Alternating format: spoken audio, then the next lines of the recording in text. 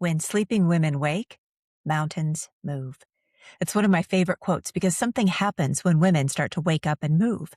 After the witnessing, the attuning, the initiating, after all the work of naming the patterns and interrupting the loop and taking the first imperfect, honest actions, something unexpected shows up alongside all that momentum. Grief. Not dramatic grief. Not the kind that stops you in your tracks. The quieter kind.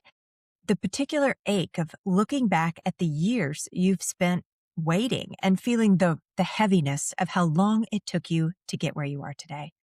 The years spent hating your body before you understood it had nothing to do with your worth. Or the years you spent people pleasing, just working your way through relationships like that cost you something essential. Or the years you spent in the research loop or behind the someday cycle or preparing for a start that just never arrived. The years that passed while you were being responsible and practical and managing the lives of everybody around you and just filing your own desires under later. That grief is real and it deserves to be named. Not rushed past, not fixed with a cheerful, "It's never too late."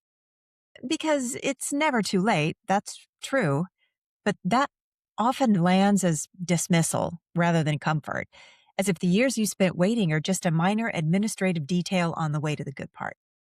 But they're not a minor detail. Those years mattered.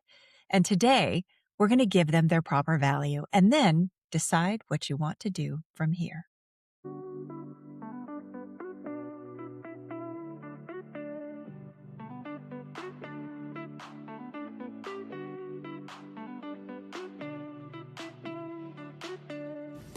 Welcome to How to Lose the Weight, the podcast for women ready to stop waiting for someday and live life now. I'm your host, Holly Toscanini, and I'm here to help you break free from perfectionism, self-doubt, and the someday mindset. Together, we'll dive into real conversations about self-trust, empowerment, and living authentically. If you're ready to reconnect with your intuition and step into your power, you're in the right place. Let's lose the weight and start living fully right now. Welcome back to How to Lose the Weight. I'm Holly Toscanini, and we have finally arrived at the trust phase, which is the final phase of the W.A.I.T weight framework series. Now, we have witnessed the patterns. We've attuned to the signal, we've initiated the moves, and now we're going to do the deepest part of the work, building the identity of a woman who keeps her word to herself. The trust phase has 2 episodes, today and next week, which is episode 122. Now, today's episode is about time, specifically the grief that surfaces when you finally start to move and realize how long you've been waiting. I think it's the most tender episode in the whole series, and I want to treat it that way because the condition this episode is removing is one of the most final sounding in the entire conditional living loop series. It's too late. I've waited too long, or I missed my window. That condition is not a fact. It's a feeling. And today we're going to use what you know about signals versus spirals to examine it clearly. And then I'm going to introduce you to a concept that's going to carry us into next week, evidence over emotion. Because the way out of the grief as a stall is not to feel better about the past. It's to build undeniable proof in the present. The grief is real and it deserves to be named. Now, I want to start here because it matters, and the grief isn't a problem that needs to be fixed. It's not evidence that something has gone wrong with you, and it's certainly not a sign that you're stuck or soft or weak or that you haven't done enough personal development. The grief that comes from waking up with finally seeing the patterns and starting to take action to change them is one of the most honest emotional responses a woman can have, because it means you understand what the waiting costs you. And that understanding isn't something you want to rush past. In fact, it's part of what makes the whole movement real. So let me name some of what might be in that grief, because naming it is what gives you your power over it. There's the grief of years spent in the body as enemy relationship. The mornings that you lost to self-criticism before you even got out of bed, or the events you didn't go to, or the clothes you didn't wear, or the photos you avoided, the experiences you deferred until you felt your body was somehow better. That's a real cost, and it counts. And I think it's one that almost every woman can identify with. And then there's the grief of the years you spent in roles that just no longer fit. Roles like being the dependable one, or the easygoing one, or the strong one, performing a version of yourself that was built for somebody else's comfort and safety and calling it your own identity. And then there's the grief of the desires that just kind of got silent. The things you wanted that got negotiated down over years of telling yourself that they were impractical or selfish or too much or too late, not because you stopped wanting these things, but because you stopped letting yourself feel that you deserved them. And then there's the specific grief of the years you spent in that waiting pattern itself. We've talked about them over the last few weeks, the research loops, the someday cycles, the fear with a planner, the just fine traps. The years that had a slightly different quality than they really needed to. They were more flat. They were more managed and less alive because you were waiting for permission that was never going to arrive from the outside. There was never anybody that was going to give you the permission you needed to take for yourself. All of that is real. And if you feel the weight or the heaviness of it, that weight's appropriate. You're not being dramatic. You're being accurate. The question isn't whether the grief is real. The question is, what do you do next? Because grief, a lot like anxiety, can serve two very different functions. It can be a signal, which is honest and clarifying and pointing towards something that's true for you. Or it can become a spiral, which is looping and catastrophizing and ultimately generating another condition. I waited too long, so there's just no point in starting now. That distinction is where this episode lives, and that's the work we're going to be doing today. So I want you to consider the words behind versus the word overdue, because that reframe can change absolutely everything. What if I said, I'm not behind, I'm just overdue? These two words describe pretty much the same circumstance. Time has passed and things still haven't happened, but they carry very different meanings about what that circumstance implies about you. Behind means you've missed something. Behind implies a race you were supposed to be winning, and you're not. It implies that there was a correct timeline, a specific sequence of events, and somehow you fell off of it.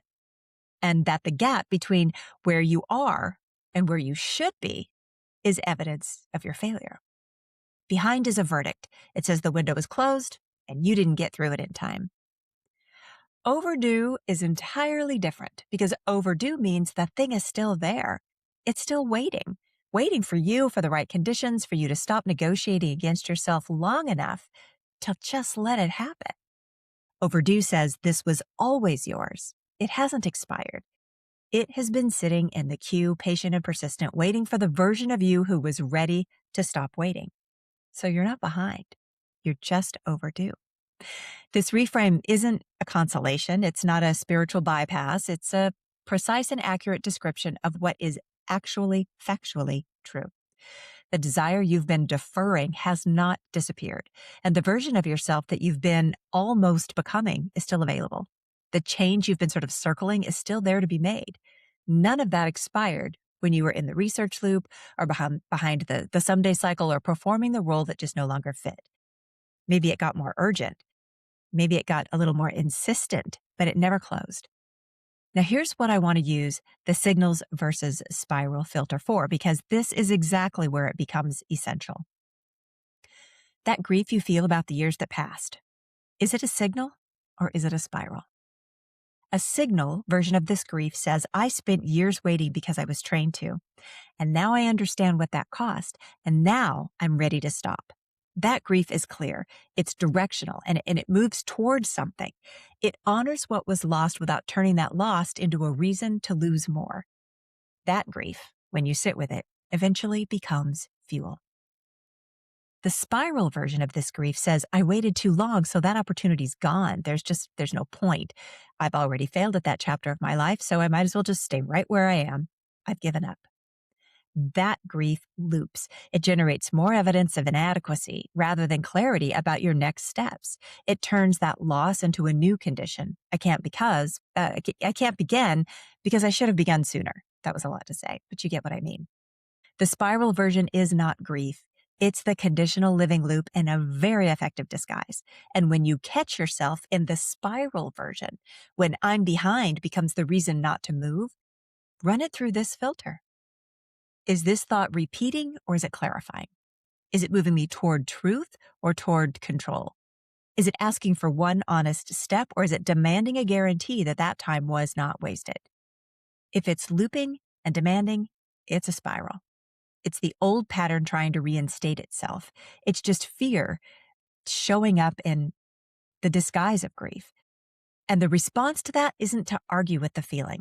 It's to make a move. It's to take an action. One small overdue move, honest, that proves the window is not closed. So what are we supposed to do with the years we can't get back? Here's the honest piece, because I don't want to pretend the reframe does all the work. You cannot get those years back. That's true. The experiences you deferred, the version of yourself you delayed becoming, the desires you let go quiet, some of that was possible in the years. It's just not possible in the same way now, and pretending otherwise really doesn't serve you. So let's not do that. What I want to say about this is that the years you spent waiting were absolutely not wasted. They were the years you were doing the best you could with the tools you had and the awareness you had and the support you had. The waiting pattern didn't run because you didn't want it enough. It ran because it was serving a function. It was just keeping you safe. It was keeping things in your life running smoothly and keeping you from the specific risks that maybe felt just too high at the time.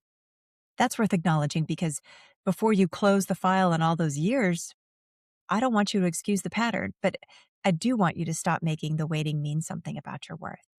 You were not failing at life. You were living under options and conditions that maybe you didn't get to choose. But now, you have the power to choose differently. So what are you going to do with the years you can't get back? Well, you don't really need to make peace with them completely. You don't need to arrive at a place or this sort of serene acceptance before you're allowed to move. That grief doesn't have to resolve before taking some kind of action is possible. What you need is just a different relationship to the evidence. And this is where I want to introduce something that we're going to go into a little deeper next week: evidence over emotion. See, your inner critic right now is looking at the years that passed and building this case. This case sounds like, see, you don't follow through. You start things and don't finish them. You've been talking about this for years and nothing's changed. This proves that you just can't trust yourself. That case is built on emotion, specifically on the feeling of having fallen short somehow. And feelings, as we've established throughout this series, are just not data. Evidence is data. Evidence is what you've done in the last 12 weeks. The last 12 weeks we've been listening to this entire podcast. The patterns you've named, the signals you have distinguished from spirals. You've done it. The rest you took before you earned it, the condition you identified, and the micro pivots you've been taking, the courageous actions that you made before you felt ready, the evidence you wrote down after you took that action. All of those things we've been talking about are the receipts, the real ones, and they belong to you as much as the years of waiting do. Now, your inner critic is going to argue with the years you waited. Of course it is. It's got a much harder time arguing with what you've done since then. That's the shift.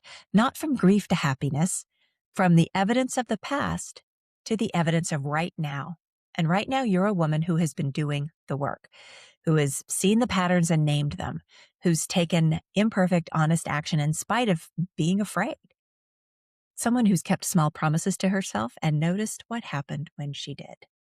That woman is not behind. She's overdue, and she is taking action. So here's what I would really love for you to hold on to from today. The grief you've experienced is real. The years you spent waiting mattered. and the cost of them deserves to be acknowledged rather than kind of papered over. You're allowed to feel the weight of all of that without meaning you failed. You're not behind. You, my friend, are overdue. The woman you've been waiting to become is still in there. The desires you filed under later are still there. The window you thought you missed was never as narrow as the conditional living loop convinced you that it was. What the spiral version of this grief wants is for the past to become a new condition. I'll start when I've forgiven myself for waiting too long. Don't let it. That is just the loop rebranding. You can grieve the time and move at the same time. Those two are not mutually exclusive. So your practice this week is to write down one thing you've been telling yourself you missed the window on, something you've been carrying in the too late category. Ask yourself honestly, is that true? Is the window closed, or have you been accepting the inner critic's closing time as an actual fact? And then, if you find the window still open, which I suspect you will, name one overdue move, not a plan to make up for time, not a plan, a move, one honest action that treats the desire as current rather than expired. And as you do that work, I'm going to offer you two new resources. The first is the Unwaiting map, and it's a 90-day tool for exactly this phase of the work. When you've done the witnessing and the attuning and the initiating, and you're ready to consolidate it into a real plan for your next chapter, the Unwaiting map is that container. It moves you from pattern recognition into a lived experience of being able to follow through and see the results of that. You can find it in the show notes and in the description below the video. Now, the second resource is the waitlist for the Unwaiting method. This is an 8-week group coaching program that I'm going to be opening in September of 2026. If you've been listening to this series and thinking, I want to do this work in a real container with structure and support and someone to walk through it with me, this is that. The founding round is going to be intimate, so I'm not going to have openings for quite as many people, but you're going to have direct access to me, and anybody on the waitlist is going to hear about it first. Both of the links are in the show notes. Now, next week is episode 122, the final episode of the W.A.I.T WAIT framework series, and it's called Evidence Over Emotion. Self-trust is just a track record, people, because here's what I want you to sit with between now and next week. Self-trust isn't a feeling that shows up when all the conditions are perfect. It's a track record you build. It's one kept promise, one piece of evidence that you took action and survived, one overdue move at a time. Your inner critic argues with how you feel about yourself all the time. It's got a much harder time arguing with that work when you prove you've actually done it. So next week, we're going to build the case. I'll see you next time. Bye for now. Thank you for tuning in to How to Lose the Weight. If you enjoyed today's episode, be sure to subscribe so you never miss a conversation. And if you found value in this episode, I'd love it if you could leave a review. It really helps the show reach more women like you who are ready to step into their power. For more insights and inspiration, follow me on Instagram at Holly Toscanini or visit hollytoscanini.com. Until next time, remember, stop waiting and start living.